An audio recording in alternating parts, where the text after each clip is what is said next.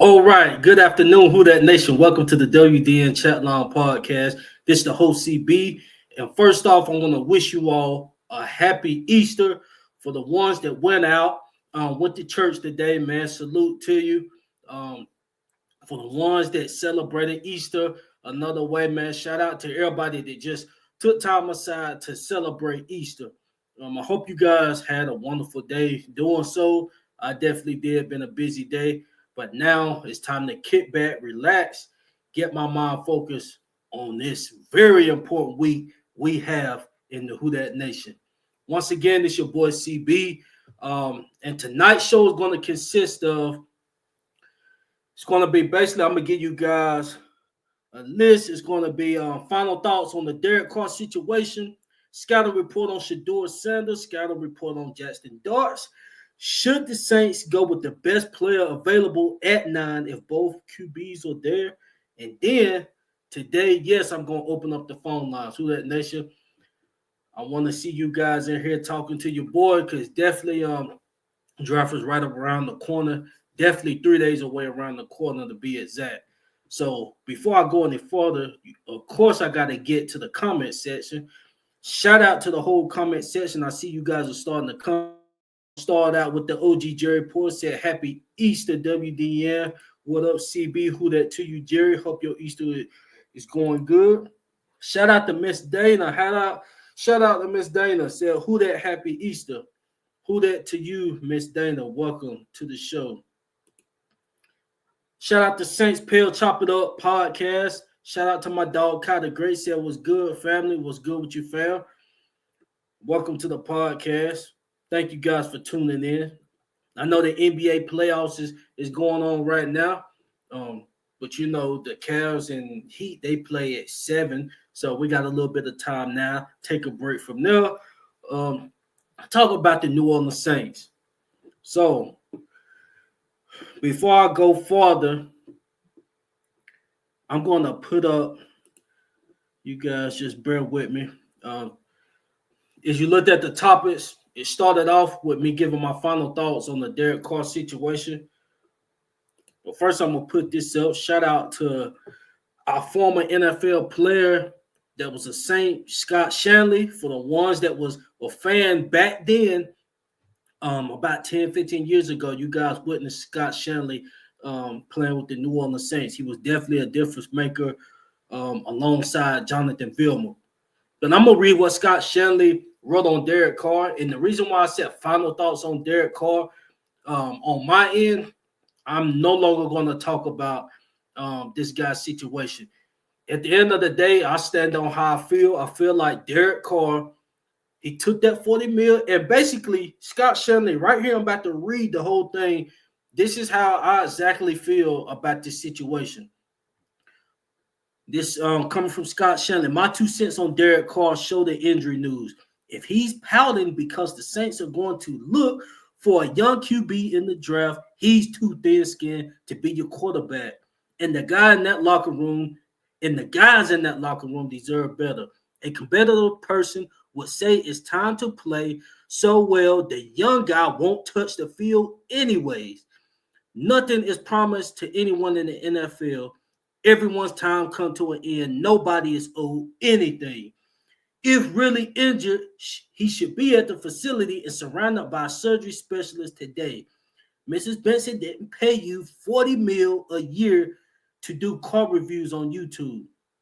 And then he ended up by saying tough times will always reveal a man's character. Wow. That's strong words coming from our former linebacker, Scott Shanley. And I basically agree with everything he's saying.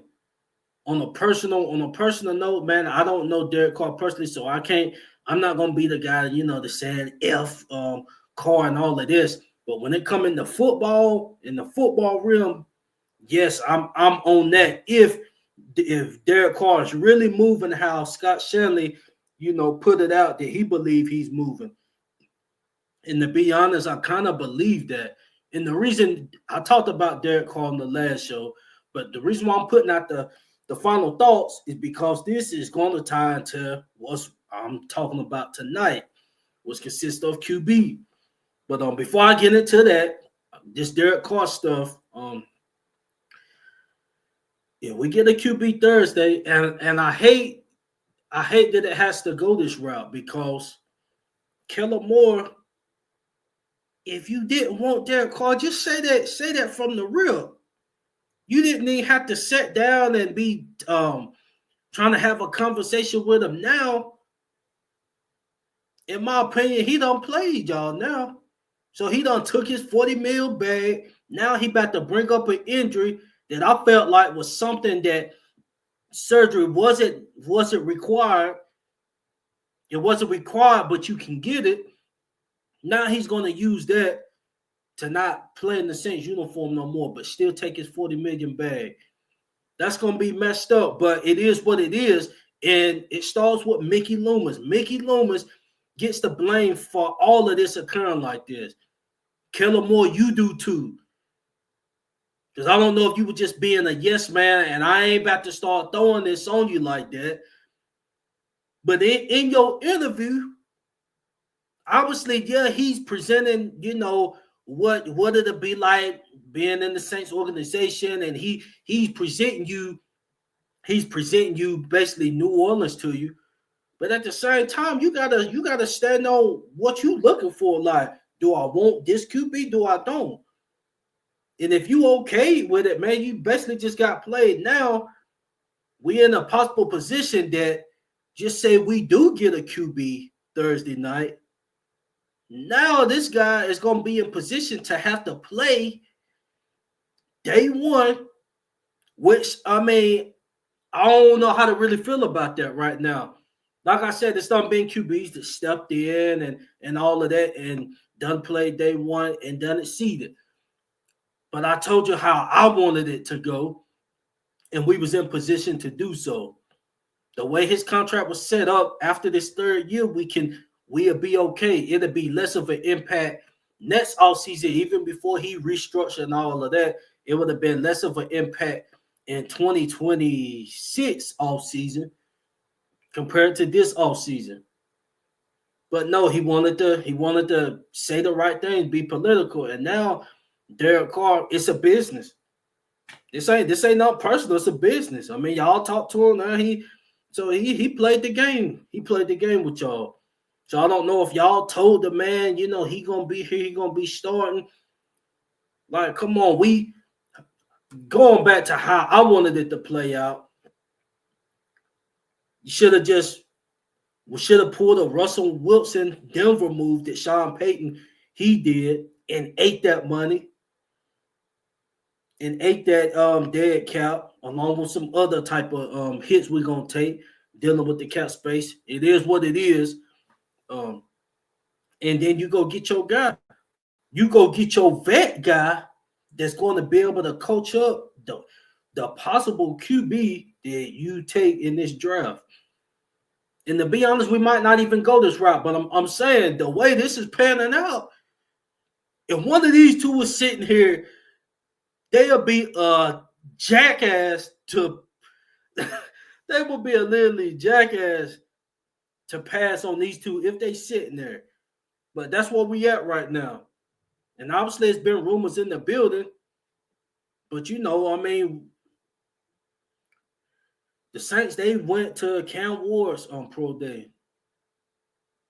I mean, it's his heart and soul with Cam Ward. If they went to his pro day, I believe so. But that's gonna be a reach. You're gonna have to give up a lot. But if I was Kellen Moore, like I said this from the start of the offseason before it even started. Really, the first show that I was back, I said, whatever the next coach here, I would rather the next coach just clear house, coaching wise, which he did.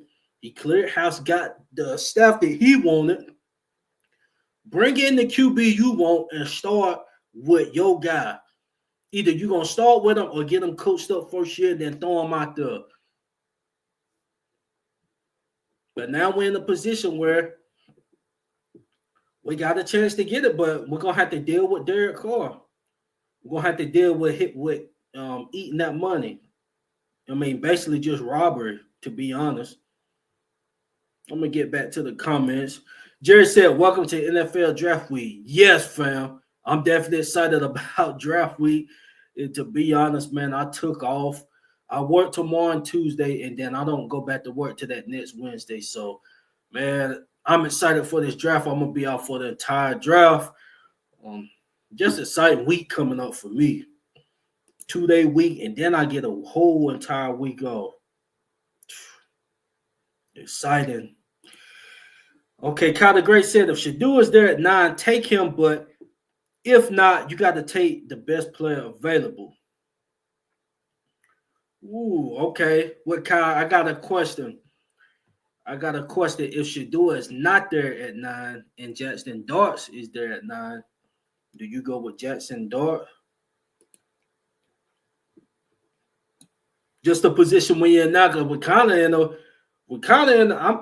in a bind, to be honest. Even if Derek Carr show up, like I said, his heart. If this is how he really moving, his heart is not in it. You think he gonna be wanting to be a lame duck? This be a lame duck year while he just coaching up the next guy to take over the franchise? But like Scott Shanley said, I'm gonna be honest. Let's go up to Minnesota. And I told y'all I'm trying to limit my cussing and stuff, so I ain't even trying to, say too much. But if we go up to Minnesota, was Sam Darnold bitching? Like, was he bitching and whining when they drafted J.J. McCarthy? No. I didn't hear nothing about Sam Darnold just whining and pouting and all of that. What Sam Darnold did, he went out there, he played, and the only reason I believe that they let him walk is due to that playoff game. That's the only reason why, in my opinion, they let him test free agency and just go with the new person because of how he showed up that playoff game. But if Sam Darnold would have went out there and played well, at least got them one win in the playoffs, he would have been back in the Minnesota uniform, and they would have been exploring options for J.J. McCarthy. It's really Minnesota, they flopped. I mean, the type of season they was having, they flopped in the postseason.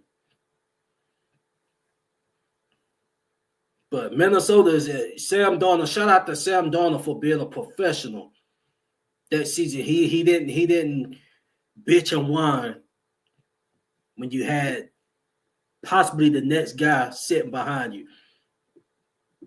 Now you was awarded a nice contract by the Seahawks. Okay, shout out to Hurricane Mike. Who that to you, fam? Welcome. He said Carr needs to get out. Oh yeah, fam. He definitely he gonna make himself get out. That's the way it's looking.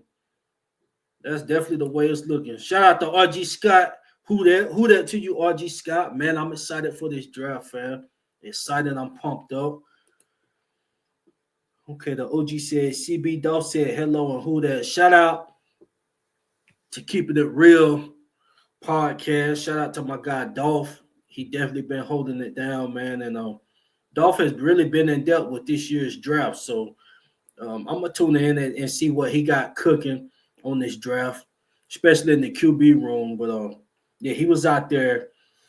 He was out there at the Senior Bowl, and he's really been 10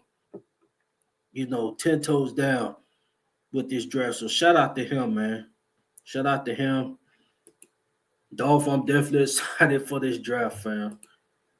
Ms. Dana said, I think Saints need to go Will Johnson with the ninth pick if he's there. Okay, I can respect that, Miss Dana. Will Johnson. Will Johnson, you getting the best DB in the draft. So we're gonna be getting us a playmaker. So I can respect that, Miss Dana. And it's a deep. It's a good question. Like, do they go best player available? Best player available. Will Johnson. He might be there at 9. Is he the best player available out of that group? To be honest, I know it's a lot of DNs and stuff that's up there. But to me, after Carter is gone, and I'm not saying it's no huge drop, but they paid Chase Young. They paid Chase Young to be that number one pass rusher. They gave him a bag. So they gave him a bag. I'm expecting Chase Young to perform at a Pro Bowl level. That's just my opinion. He's young, you know. He's not washed up or anything. He's 24, 25, so he's still in his prime years. He can turn it around, get it together. I mean, he played solid. He played okay last year. Had the most sacks on the team, but I'm expecting him to turn it up a notch. Looking for double-digit sacks. We need a double-digit sack DN. But back to my point about Chase Young, they gave Chase Young the bag to be our number one premier pass rusher. So we go to the backfield at the cornerback position. Is we relying on Alontae Taylor I think he gonna step up and hold it down in the slot. Will he get back on the outside and be able to provide that same juice? I don't know. Will Kool-Aid, is he gonna be able to hold it down the outside? I don't know. So Will Johnson, really can't look past that. I just hate what we gotta be in a position to where it's kind of looking like, well, dang, if one of these, well, not one of these two, yeah, either one or both of these players is at 9, we shouldn't be in a position like, well, we gotta get them, unless that's what the Saints want to do. But after this BS that Derek Carr pulling now by the shoulder and stuff, man, it's kind of making it appear that way if they're there. Okay, shout out to my guy Leslie Newsom. Leslie, what up, fam? Draft week in the building, man. I'm definitely excited. Time to get turned up. Interested to see what direction we're gonna go. We can possibly get our QB of the future in this draft, or we can get us a solid player, whichever way they want to go. And while I'm saying that, not to get off topic, let's not forget about our QB room. Let's not forget about that. That's the QBs we currently got, minus one QB. We still got 2 young guys that can possibly. I ain't gonna say Hayner, but we got Rattler. We don't know how he gonna do going into this season. So we can't just put an X on him. Definitely can't do that. Okay, Miss Dana also continued, said, go best player available at 9, then trade back in and get Shador. If he's not there, get Dart. Oh, now that's a good way that's definitely a good way to do that. And to be honest, if Dart, I'm gonna be honest with Shador, I don't think he's gonna get past he gonna get past 9 or 10. Dart got a very good chance of getting to about 18, 19 he got a very good chance of getting in the low teens. And then you got teams like the Steelers that can trade up. If he be in that range, the Steelers gonna try to trade up. So if we can do that, get the best player available at 9, then trade back in, maybe around 14, 15, something like that, and get Justin Darts, that's a home run. That's a home run move right there. Now we getting a possible Will Johnson and a possible franchise QB. Hopefully Mickey is thinking like this, Dana. Now I will say this about Mickey. He does like to trade back in and trade back and stuff. So I mean he like to move around. But we'll see. But yeah, Dana, that's a good point. Good point. Okay, Kyle said Tyler Warren, Mason Graham, Will Johnson, or Ted McMillan would be options at 9, just in case Shadura goes early. Big Fats family, Shadura go early. I gotta. And the whole thing with Shadura, well, I talk about. Like I said, I got some stuff on these two QBs, but I'm just talking about draft position and No, I'm gonna wait. I'm gonna wait. I ain't even gonna talk about that. But I'll say this about this comment. As far as the receiver, the McMillan guy, yeah, I'm hearing he a dog and stuff like that. And he appears to be a dog. In my opinion, is that a position of need? If Chris Olave is back and they give him the helmet and stuff, I'm not gonna see that. I'm not gonna particularly say that's a need. If we getting Olave back, he can stay healthy. And then we got Shaheed. I know we don't got a big body receiver, but we just gonna have to. I believe we can find one of them, mid to late rounders. But I hope we don't go. That's a position that I don't want us to go with at 9. And that's just, I know this guy's a dog and stuff, but it's just other positions to me that stands out more, than the other, like Tyler. Even with Tyler Warren, yeah, Tyler Warren is a dog, but they just gave Jawan Johnson a new deal. It just gave Johnson a new deal. You still got Foster. So it appears that they committed to those two guys at the tight end. And then let's not forget about Taysom still being a joker. Mason Graham, I would love that pick, to be honest. I love the Mason Graham, Will Johnson. Those two are needs for our defense. So I would love those picks. But if we get Tyler Warner or Millen, I mean, I'm not going to be upset. I just don't think that's the number one position of need. Okay, let me read one more comment, and I'm going to continue with the show.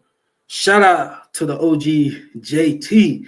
Said, CB, remember game changes are what we need. Also, CB, I think some players that are very quiet right now are going to be traded draft night. I think so.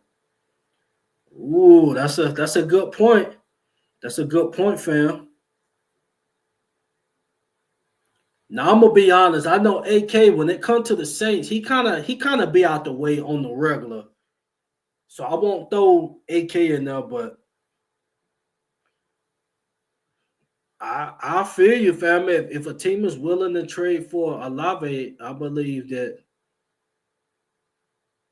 the Saints will bite. Now, will we be getting a first rounder for Chris Olave? No. And that's just only because of injury purposes. But if they trade like a high third or low second, I think the Saints gonna bite on that. The Saints will bite on that. Because to be honest, I mean, yes, Olave is the more polished receiver, far as running the route tree over Shaheed. But I seen a huge jump in his route tree running in Shaheed last year. So this Shaheed ain't just no guy that's just going that can just stretch the field and that's all he got. Nah, he able to his route tree running improved significantly last year. From what I seen, I mean, of course, he was just able to play designed for him to, stretch the defense, and he was able to succeed on that. So that was just some of his highlights in the season. But I believe he can be a polished receiver.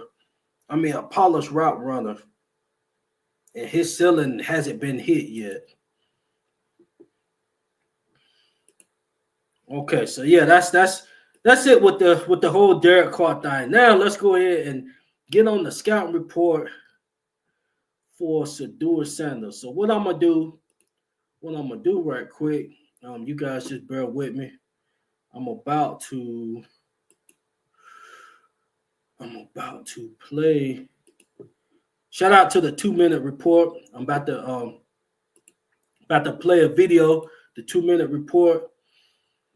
And what this basically doing, I know you guys pretty much done seen it. It's just gonna, give the pros and cons about the player. And then I'm gonna do the same for Justin Dart. Then we're gonna go over some stats. Then I'm gonna give my opinion and then open up the phone line. So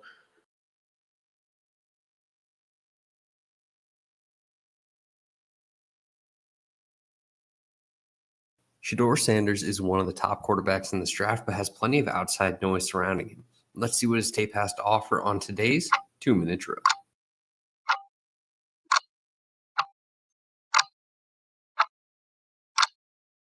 Sanders' best trait as a passer is his accuracy. He demonstrates excellent touch and placement when operating downfield that makes him one of the most consistent passers in this draft. That steady and dependable play allows him to hit windows all over the field and keep a defense from finding ways to exploit weaknesses against him, which can also be seen with his ability to deliver over the middle of the field, as Sanders has the velocity and placement to drive tight passes through the center of the field to his receiver in stride. The ability to consistently find success between the hashes can be very important for a young quarterback's ability to translate their success to the league, and Sanders shows plenty of promise in doing so.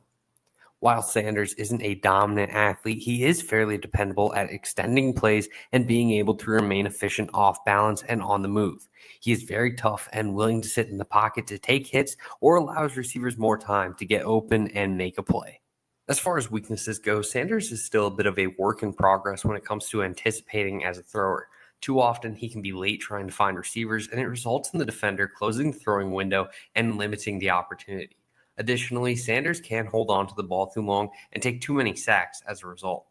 For pro comparison, I see a lot of pre-injury Teddy Bridgewater in Sanders' game. Bridgewater wasn't necessarily the most toolsy prospect, but showed a lot of great traits that made him extremely dependable and had him on track to be the Vikings quarterback of the future. Assuming Sanders can stay healthy and keep up his play, I think he should be a very promising young starter somewhere in the league, just like Bridgewater was going to be.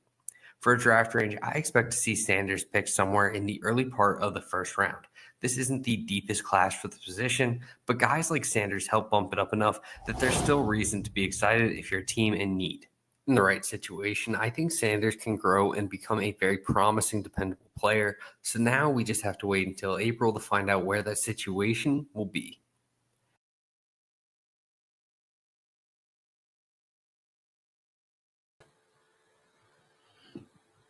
okay, so that was just a little clip from. Shout out to 2-minute drill, man. I'm just trying to find something quick for any type of scouting report video to put out, and these guys definitely hit on the nail. But basically with Shedeur, I pulled up the stats because I just want to go over a few games with y'all. With Shedeur Sanders, I watched about 95% of the games. It was maybe one or two where I was at work and missed about half time, missed about 3/4 or something like that. But anyway, I pretty much watched Shedeur. So this is a guy that I've seen. Basically, I've seen him as much as I've seen the Saints QBs. because I'm a big fan of Shador. Um, Basically, for the ones that don't know, which everybody know, he the son of Deion Sanders. Um, his father was an all-time great, arguably one of the best that's done ever put on the cleats, arguably the best that's done put on the cleats, according to some. But with Shador, I'm gonna be honest, I'm surprised that this guy is even in talks about being drafted all the way at the bottom of the first or anything like that. I'm telling you, this is my opinion. If this guy happened to slip that far, and just say that both of them sitting at 9 and we happen to go QB, and just say we get Jackson Dart, and then Shador just keep on sliding to about the 20s or something, and this be like another Lamar Jackson type situation, that's what it would be. It would be another Lamar Jackson type situation. It's no way. I think a lot of these scouts, particularly these scouts, is kind of not intimidated by him, but Shador mentally is ahead of most young QBs coming in, even the ones that come in and dominate. Like his mind and his confidence is a little bit ahead of what they expect to from a young college guy coming into the league. I think that's what a QB. If I got somebody coming in, not saying you arrogant or nothing, I hadn't seen no arrogant in Shador, but don't you want your QB to have some type of confidence in him? Like, what is we talking about? So I think a lot of these reports and stuff, I'm gonna be honest, I don't even think Shador gonna make it to 9 if we're being honest. I think a lot of these reports that's been coming out and from these draft scouts and stuff, and then they do their mock drafts and say they have them dropping, to possibly us, and then some got them going to the bottom of the first. It's no way I can see that happening. And to be honest, I think that Shador is the best. If you're looking for just the best all-around QB, Shador is it, in my opinion. I'm gonna get on Jackson Dawes, but I didn't talk about Cam Ward, but with Cam Ward, you can't tell me that Cam Ward's IQ is better than Shador's, because I don't believe so. The thing with Cam Ward is that his physicality, he's more athletic than Shador, and his arm is better than Shador. Can't get caught up in that, because you remember when I brought up last show Anthony Richardson. And Anthony Richardson, he still got time to turn it around, but the guy went out and he wowed with his arm. He wowed, everybody with his arm talent and stuff like that. But when he got in the league, he's done had a slow start. Maybe it's the situation he's in. I don't know. But right now, he's done had a slow start. With that being said, you just can't look at because somebody have arm talent. We done seen a lot of guys that have a lot of arm talent, but their IQ is not there. Can they read blitzes? How's they do they? I'm gonna start off with a negative on Shador, because obviously the accuracy stands out for itself. That really don't need to be discussed. We know the guy is accurate as a mug. Coming into the league, I think his completion percentage was 74%. Let's just look at the cons that stood out to me. The cons that stood out to me was basically he do hold on to the ball too long at times. But to counter that, when he's getting rushed, he don't make poor decisions. He'll just take the sack. He don't make poor decisions with the ball. So to me, that stands out. If you got a QB, if he's getting pressure, because we got to look at the offensive line that was there. Their offensive line Colorado didn't have the greatest old line. With that being said, let me pull up some stuff, man. I don't know if y'all can see, but Hopefully y'all can. But I'm gonna just start out. I'm gonna just put out a few games. You guys knew he had 37 TDs, 10 interceptions. But let's go over these interceptions. Is this guy a turnover machine? Okay, we're gonna start out with Nebraska. Nebraska was their second game. They got crushed that game, 10-28. Shador, 23 of 38, 244, 1 TD, 1 interception. That game, he got sacked 5 times. The sack column was right here. He got sacked 5 times. For the ones that watched that game, no, he did not have time to really sit back and get the ball off. So he got sacked 5 times, but you throw 1 interception. I don't think, and for the ones that watched the game, Shador Sanders wasn't the driving force of why the team lost that game. The team lost the game because the O-line, it started up front. You're not giving your quarterback time to make any type of decisions. And they was having a field day that game. And then if we look at these other stats, let's go to a win. Let's go to Baylor. Baylor was a win, but that was a nail biter. It was a tight game, 25 for 41. He had no picks that game. And then UCF, one of his picks was that game. They was blowing the team out. So I'm gonna be honest, about 4 of these picks, 4 of these 1-game picks that he threw, that was just due to them just trying to run the scoreboard up, and he just got caught slipping. But the turnovers, okay, Kansas City, he had 1. That was a valid turnover. Arizona, they was beating the wheels off of Arizona when he had these 2 picks. These wasn't, I can see if he's turning the ball over, he having multi-interception games, in a loss or in a nail biter, but these is blowouts where he's having, a multi-interception game. The only one to me was this BYU, this bowl game. 16-23, he had 2 interceptions, 2 TDs. Now this game right here, to me, this was a real test, but he got sacked 4 times and he was getting pressured like a mug, but he didn't fold. He didn't fold that game.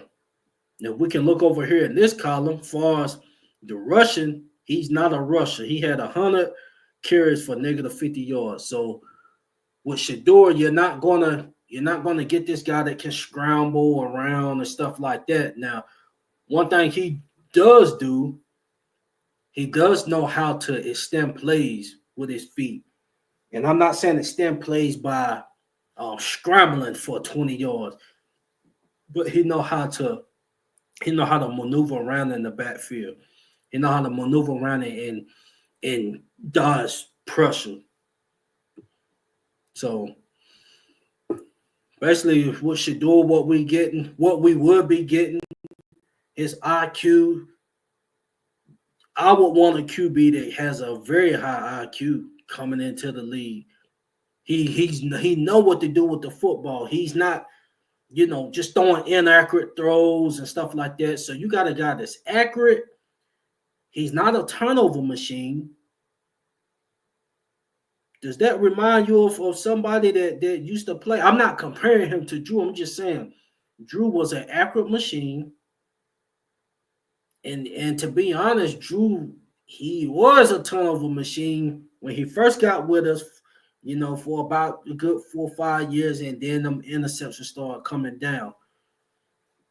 So this would be a good pick if we go this route with Shador.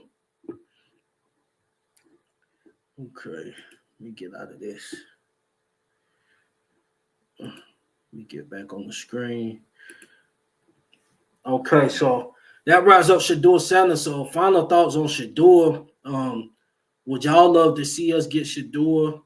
What is y'all's thoughts What is y'all's thoughts on Shador? Y'all think he'd be a good fit in this system? I believe he'd be a good fit in this system.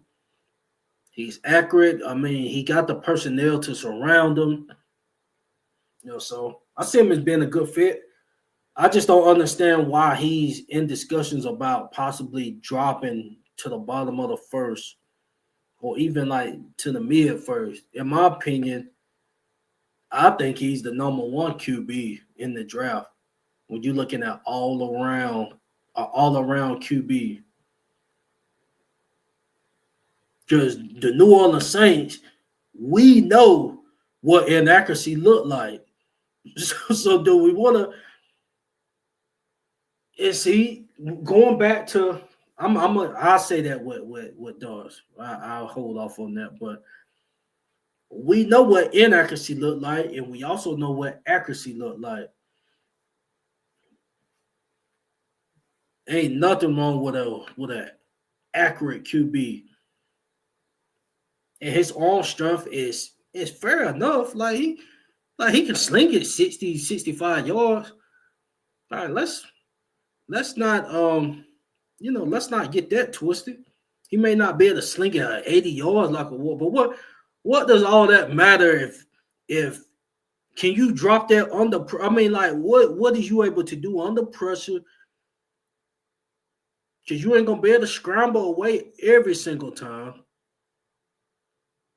The decision making, what does all that look like? And Cam Ward, he had a hell of a college career. I'm not putting him down. I'm just saying, just a general question for any QB. Okay, so we're gonna move on. We're gonna move on to Jackson Darts. Jackson Darts. Okay, gonna pull his video up. Shout out to Jackson Darts. You guys just hold tight while I get his video. And the same that I done with Shador. I'm gonna post his video, and you guys just watch. Give you guys opinions. Then we'll go from there. So.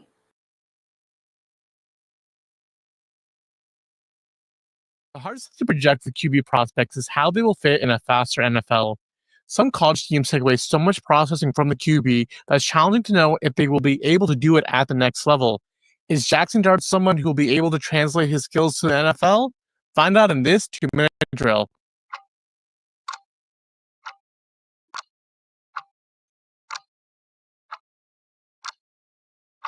Jackson Dart is a multi-year starter for Ole Miss in their heavily schemed offense. Many of his passes were to wide-open receivers on quick read from RPOs.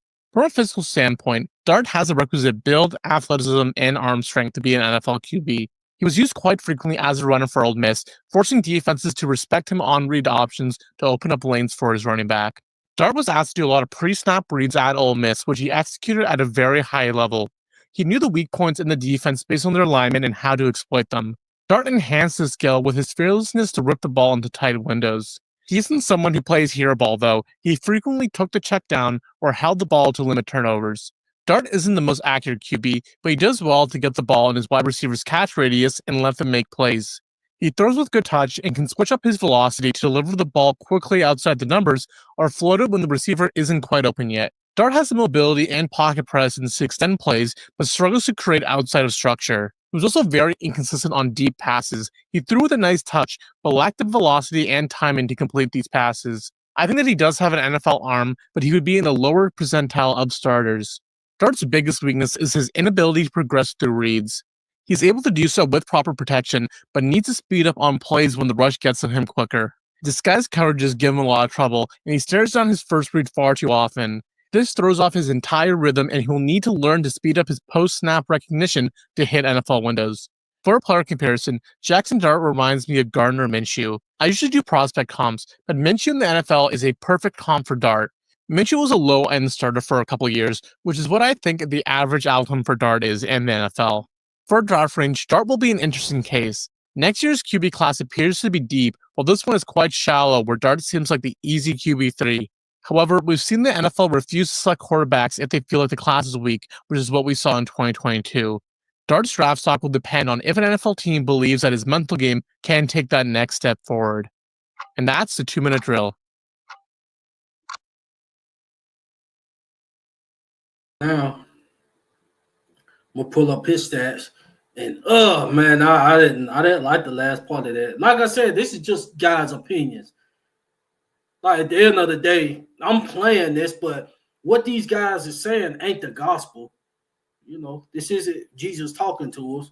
Everybody gonna have some ups and downs coming into the league, but when you come into the league, it's gonna be up to the individual to get what they has been lacking on correct. So like I said, that ain't the gospel. That's just one scout's opinion, on the situation. But I pulled up the scout sheet. So as you guys hear it, number one,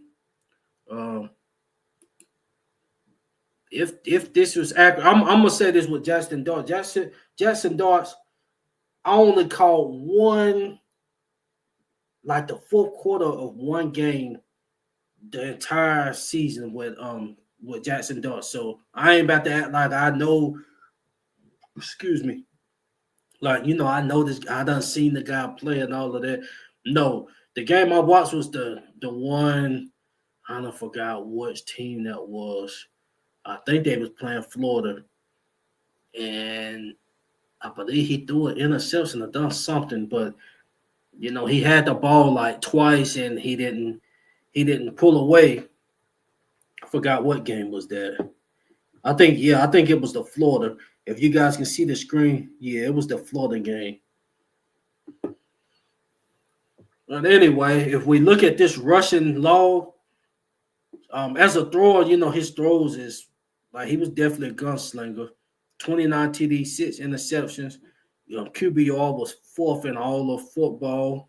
That was higher than Shador's. And I will say this, he played better competition compared to Shador, but not going to sneeze at what Shador was going up against.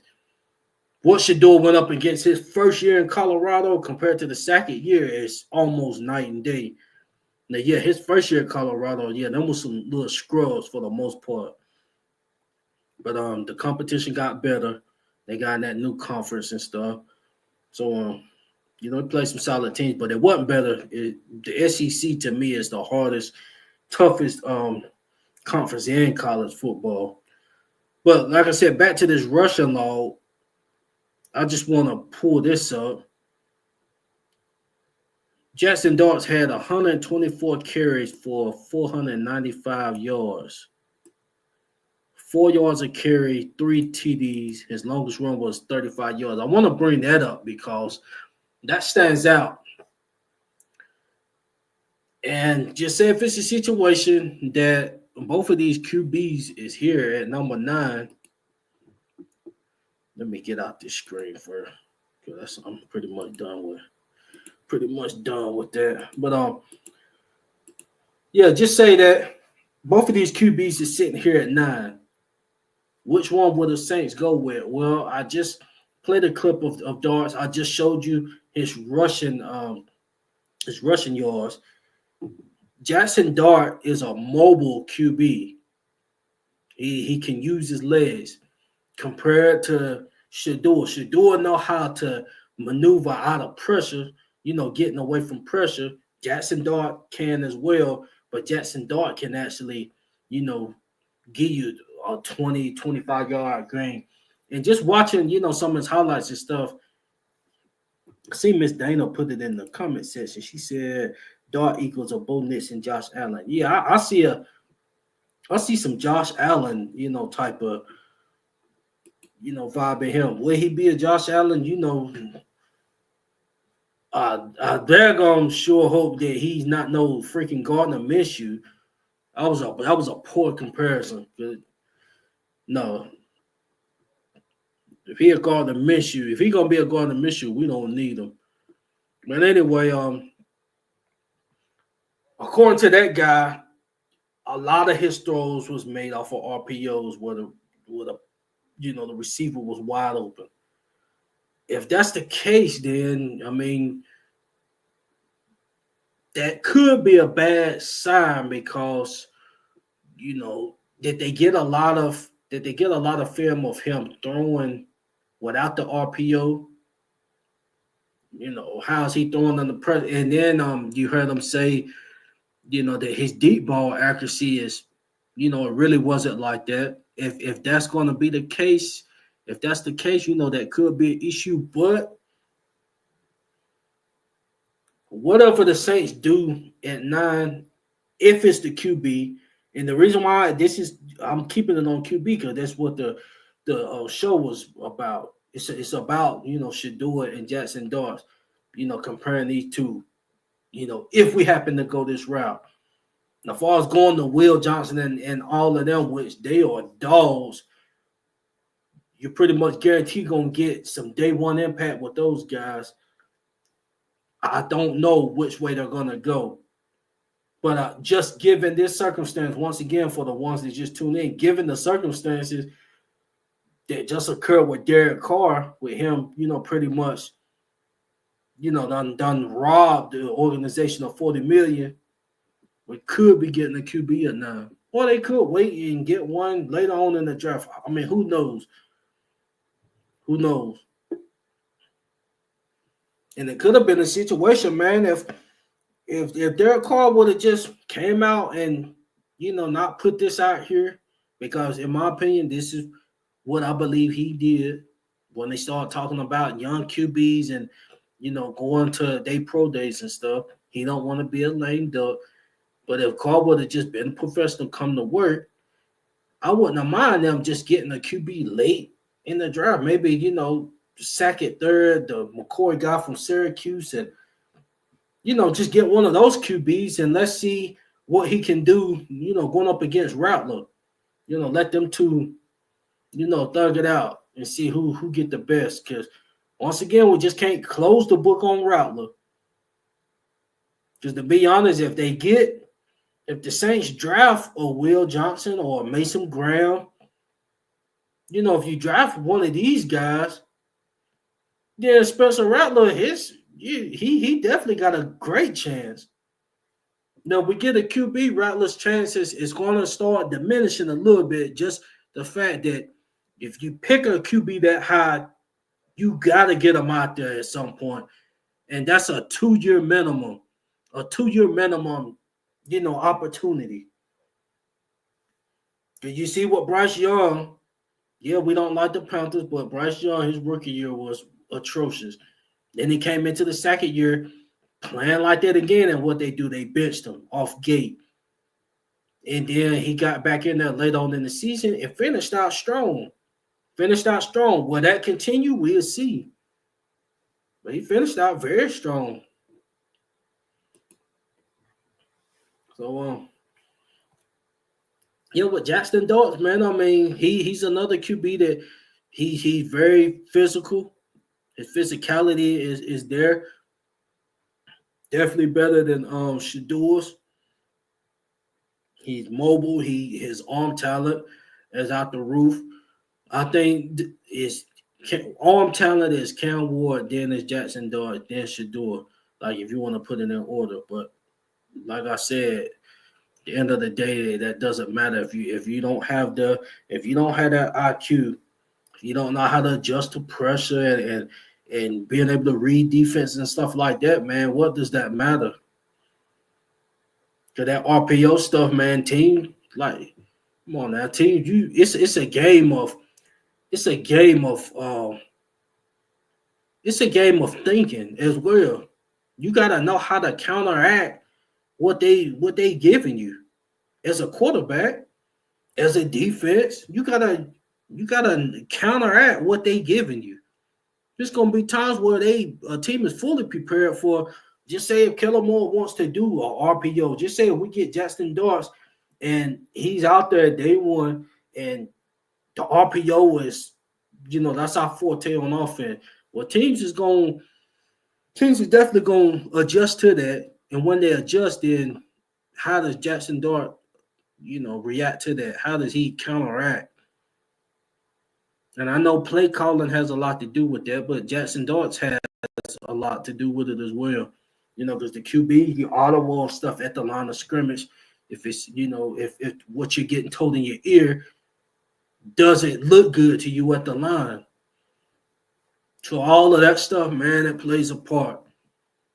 And what Shador has enough arm strength. Like I said, he can throw the thing 65, 60, 65 yards downfield. So as long as we got somebody that can sling the ball 50, 60 yards downfield, well, 60, 65 yards downfield, and can put the ball at the receiver there. I know some people was talking about what Shador, you patting the ball and stuff like that. It's gonna be something. It's gonna be something with every prospect coming in, some type of weakness. But anyway, man, what I'm gonna do, I'm gonna put this link in the comment. You guys call in. Just give me your thoughts and opinions on these two. And to be honest, at this point in time, we don't know how these QBs is going to play out, but I would love to hear who y'all think is the most prepared QB coming into this draft. And I just put the link in the comment section. I'm going to go back to these comments. I see we have one. Shout out to Randy Major, man. Welcome to the podcast. What's good, bro? What's good with you? Said, I'll be happy with any of these guys at QB. That's a fact, fam. To be honest, either or. When it comes to these two, and I'm going to just put it out there, man.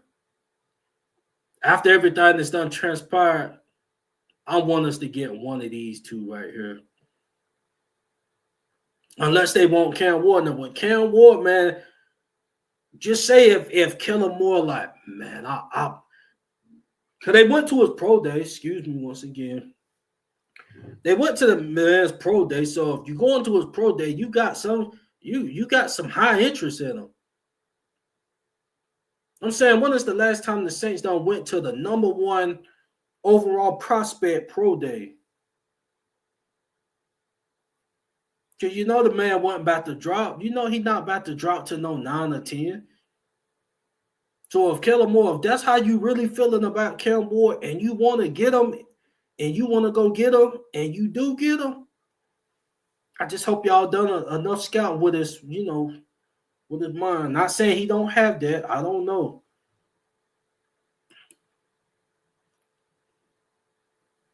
I don't know, man.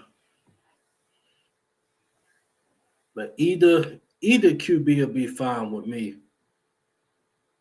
But what I would prefer, the only thing that I don't like about this possible situation is that I'm going to go into this season, possibly with Derek Carr electing to have surgery or whatever, he's going to be out for an extended period of time, maybe half the season, maybe the whole season. So you're going to have to go with your young QB day one. I don't like that. I don't care if it's Shador, whoever it is, even if we trade up to get Cam Ward, I don't want Cam Ward out there day one. You know why? Because they done it with Patrick Mahomes. If Patrick Mahomes can sit 1 year, man, these QBs can sit 1 year. And the position, it fits. It fits very well. Like, this was the right situation for us. But we sit here giving them $40 million, which I know part of the contract was already like that. So, I ain't going to trip, but they restructured. Some of that came with the restructure, if I'm not mistaken. It could have been set up right, or we could have done it the way I wanted to do it is, and go ahead and do away with Derek Carr. For the new listeners, I done said this, said at the start of the show, do away with Derek Carr, and you go get Jameis Winston that don't mind coming in. Jameis Winston, like, imagine if one of these guys is getting mentored by Jameis. Like, how to be a professional, come on, man. This would have been the perfect situation for Jameis to come in and do that. And Jameis loves New Orleans. He wouldn't mind coming in to do that. You do that, and then we get our QB. Because to say one of these, all these QBs might be gone before 9, and that may be true. But whilst we looking, I'm talking about with Derek Carr on the team before he even started tripping, they was already looking at Shador and them. They started looking at Shador and all of them having meetings with him and stuff. So that tells me they were thinking QB. They was thinking QB day one of Kellen Moore's time with the New Orleans Saints. So if that was the case, why didn't we do it that way? Getting rid of Derek Carr. Go ahead and get rid of him instead of talking about, he's a superpower or whatever he was saying. This ain't no anime BS, man. Don't compare Derek Carr with no anime now. Yeah, he definitely ain't doing that. And anyway, man, we got my dog Jerry Poor in the building, man. Jerry, what's good with you, fam? What's good, CB? Well, happy Easter to you, brother. Same to you, fam. Happy Easter. Yes, sir. Yes, it is draft week. Yes, sir. What you got for us, fam? Where you think the Saints going? You think they can get one of these guys if they fall, or do you think they getting somebody else?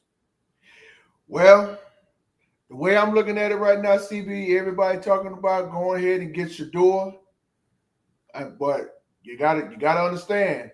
And I tell this to several podcasters. Shouts out to them and everybody in the chat. You never know what's going to happen in the draft. I mean, anybody might get Shador or Jackson before we get them, because we already know that Cam Ward, he's going number 1 with Tennessee, so that's already locked in. So if the Saints stay at 9 and get them, at least get either Shador or Jackson, I mean, if we get them, fine. If we don't, oh well. At least we tried. Right. Mm-hmm. So agree, fam. Whoever's available, best player available, just go ahead and get them. Okay, so you find what? Just say if the best player available is just say if Genty is there at number 9, you okay with the Saints going with Genty at number 9? Yeah, I mean, because if you already know, last month they released Jamal Williams, so you got to have another running back behind Kamara and Miller. So if the Saints get Genty, hey, I think Kamara would be happy about that. Bit fast, and that'll also set us up for the future. Now, to be honest, I would rather us get Genty over the wide receiver, over that wide receiver. They talking about, and I just say that because Miller. I just say that because with Genty, okay, this season, maybe next season, it's gonna be a 1-2 punch with AK and Genty, and then at some point Genty gonna take over. AK will respect that because Mark respected it and done that with him. So now it'll be AK's turn to do that with Genty. So AK will respect it, and that'll be a serious 1-2 punch. So then after that, Genty will be our QB of the future. And I'm talking about he got the potential to be on the Saquon Barkley level and up there in that discussion. He has the potential to do that. So I wouldn't be mad at that. Now, as far as the McMillan guy, I mean, yeah, the skill set is there. The skill set is there, but okay, we got Olave. What they gonna do with him if Olave gonna be on the roster, and then you got Shaheed? Where does McMillan fit in? I mean, and you just resigned Cooks for 2 years. Yeah. That's But you true. need, but I say it like this, CB. If I mean, I like once again, like we should either Shador get selected or Genty get selected or not. I mean, you got to look at that wide receiver core because, like you say, you got Olave, you got Shaheed, you got the return of Cooks, and you need a tall wide receiver, and that's when it comes to McMillan because how tall McMillan is about what 6'4", 6'5", somewhere in that neighborhood. Yeah, yeah, he a bit body receiver. Because you need somebody like a tall Marcus Colson or like a tall Michael Thomas. You need somebody that'll fit right in with that wide receiver squad. You have to have somebody tall. That way, there won't be so much pressure. Right. Respect, fam. But CB, I do have a question for you. I'm sure I don't know if you caught the I don't know if I think it was the NFL owners meetings. I think about a couple of weeks ago. If I'm correct, that Kellen Moore said that Saints training camp will be back in Metairie at the facility this year. What are your thoughts about on that? I mean, you're excited about it. I mean, what's your reaction when you heard about that? Oh, I'm definitely excited about that. I think, especially Kellen Moore, that's his So am first I. year. This his first year as a head coach. Yeah, I Mhm. would have felt the type of way if he would have wanted it somewhere else. He need the experience that having that hot training camp down there in New Mhm. Orleans. I mean, so yeah, I'm definitely excited that it's back in Metairie, and I might make it down there to training camp. I just got to see how my schedule looking at that time. So I might be able to make it down there. I know I'm gonna be down there, a lot this fall anyway. But yeah, man, that's definitely excited to hear that the team is back Yeah, in. and yeah, and CB, I was listening to New Orleans Football. Shouts out to Nick Underhill and Mike Triplett and the other guy. And Mhm. when they talked about it, I mean, Nick Underhill. Shout out to Nick. He had to play them air horns because he was excited. He had to do the applause sound bite in the background. He said it was fun being out there in California for 1 week. I mean, I mean, it's all right. But you talking about home, you talking about, coming to see your home team at your own backyard, at your own facility to watch them practice up and down the field. I Right. mean, you gotta love it, bruh. I mean, and like you said, I might get a chance to go down there whenever the schedule is released because I know they're gonna have their OTAs and mini camp the next couple of months in May and June. But it might be like sometime around like before the end of July when they start having it. Because I know they're going to have it at the facility, and I know they're going to probably have a couple of 2 or 3 practices at the dome. So I'm sure we're going to hear more information on that like later down the road. Right. Right. Yeah.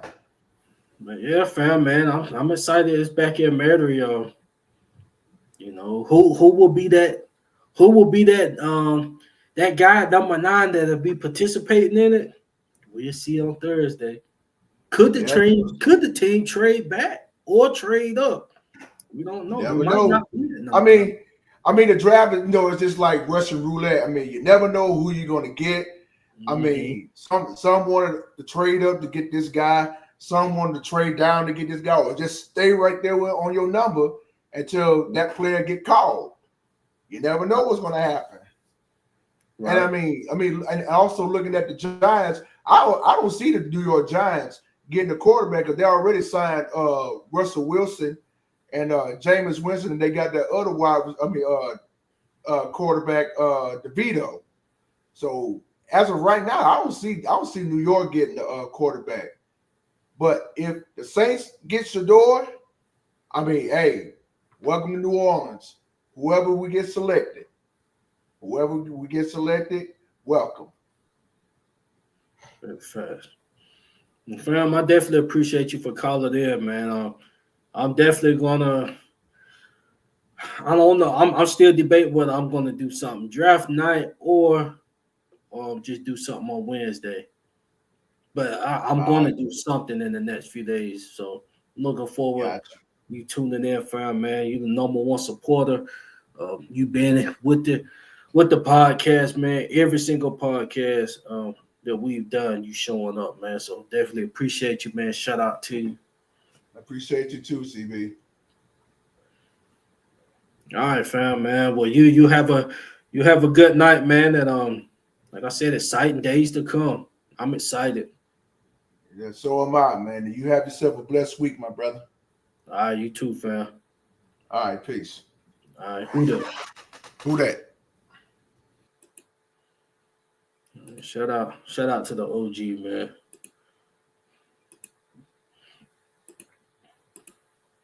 Okay, get my screen back right. So I don't see any more callers in the building, man. So it's pretty much gonna wrap up tonight's show.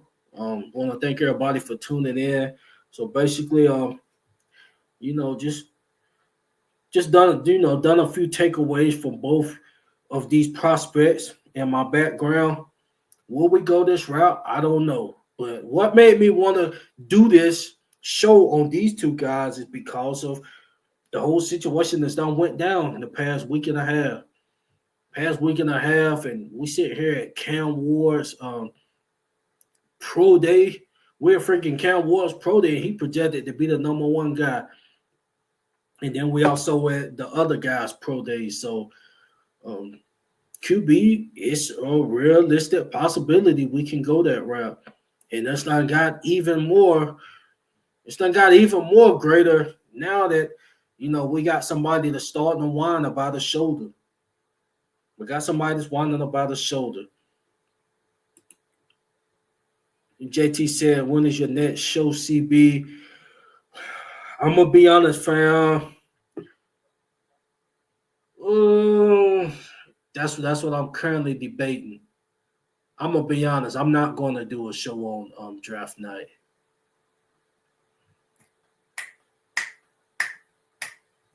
I'm saying that. I'll say this. I'm gonna do something before draft night. I will do that. And what kind of show that's gonna be? I'm gonna probably do like a little mock draft simulator thing, just something for fun, just to play around with. And we'll do that, and then I just want to talk to you guys and just of course, it's going to be rumors and stuff coming out. I'm pretty sure by Wednesday, that's when I'm gonna do it. I'm pretty sure by Wednesday we'll know what Tennessee is gonna do. Because by that time, Tennessee ain't gonna wait until draft night to do a trade. That's just like with the Panthers when they traded up for Bryce Young. That was known a couple days before the draft. So we'll know by Wednesday what Tennessee is gonna do. Is they gonna stay put or is they gonna entertain? We could trade up with Tennessee. I mean, we don't know what the Saints are gonna do, man. I just know we showed up to old boys pro day, and if we doing that, it's interest there. So JT Wednesday, gonna do a show Wednesday. So Wednesday night, the night before the draft, gonna do a show. I don't know the time right now. Maybe in the afternoon, maybe at night, but be on the lookout. For Wednesday being the finale before the draft. And like I said, that damn, most likely just gonna do a little play around with a little Saints mock draft. And then that time we're just talking draft, man. I ain't talking no Derek Carr stuff. That's why with me I said final thoughts on Derek Carr. Final thoughts on Derek Carr, because there's no need for me to keep talking about this dude. Obviously, he done played the organization. And that's Mickey's fault. But what can we do? She wanted to keep Mickey there. She could have just cleaned house and we start with a whole brass from top to bottom. Minus the president and stuff. I'm talking about starting with the GM. We could have started fresh, but this is where we at.